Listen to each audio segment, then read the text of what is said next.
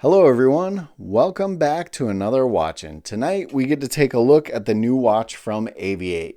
This one would have been a box opening.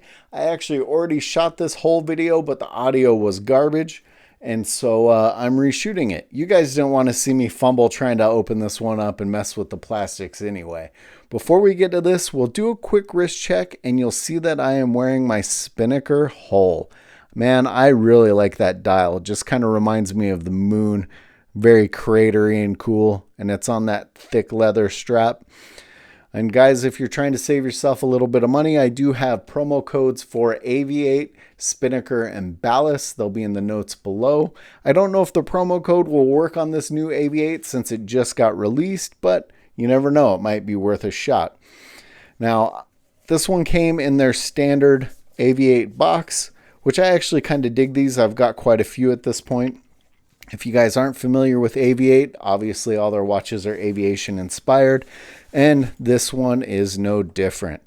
The one we're going to take a look at today is the Flyboy Lafayette Chronograph.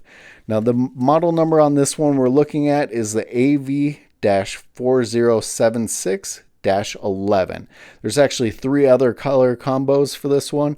One was even this weird crazy tan color that actually might have been a pretty unique one to have, but I went with the white and blue, and you can see little bits of red in there as well, and there's a little bit of history throughout the watch.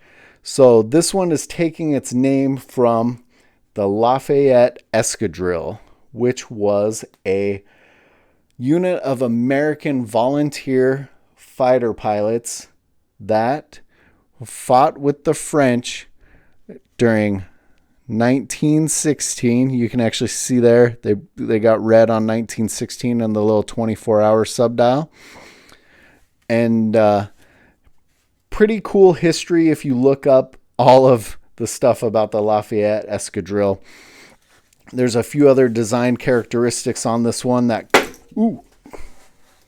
as I drop it, there's a few other design characteristics on this one that come from them, including their insignia. So on the back of the watch, we have etched in, if my camera will focus for me, we have etched in their insignia, which was Chief Sitting Bull.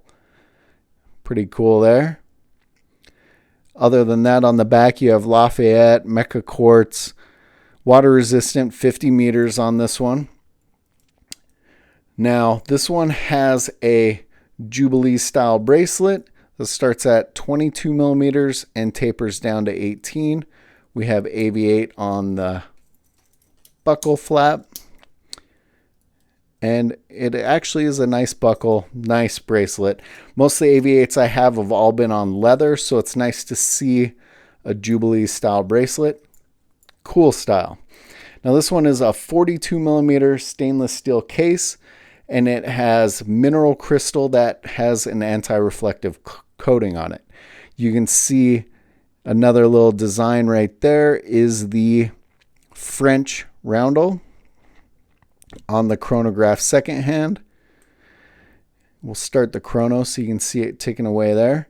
We also have the standard second hand, or the main second hand for the watch, and that is the minute on the subdial for the chronograph. The cool thing about this one is it's using a Seiko VK68 Mecha Quartz movement. I like the Mecha Quartz chronos because some of the cheaper chronographs I've had, watching that second hand unwind or, come back real slow is kind of a pain. The cool thing about these Mecha Quartz movements is they just snap back. This one also has an onion style crown on it, which is just a standard push-pull crown. You can see the second hand stops, so you could get pretty precise when setting this one. I'm digging this one a lot, actually. I like, all the aviation little cues on it. It does have a date window over here at the 4 o'clock position, and it's a smaller date window, but I like that the bezel around it makes you think of a gauge bezel on an airplane. All of the numbers and everything kind of make me think of instrumentation, which is cool. We'll go dark really quick and take a look at the lume. This one has Swiss lume on the hands and the indices. Here we are in the dark, and you can see just the hands a little bit, still have the lume going. So let's hit it with my black light, see how bright we can get the rest of the lume. The lume on the hands was just from it being under my lights here.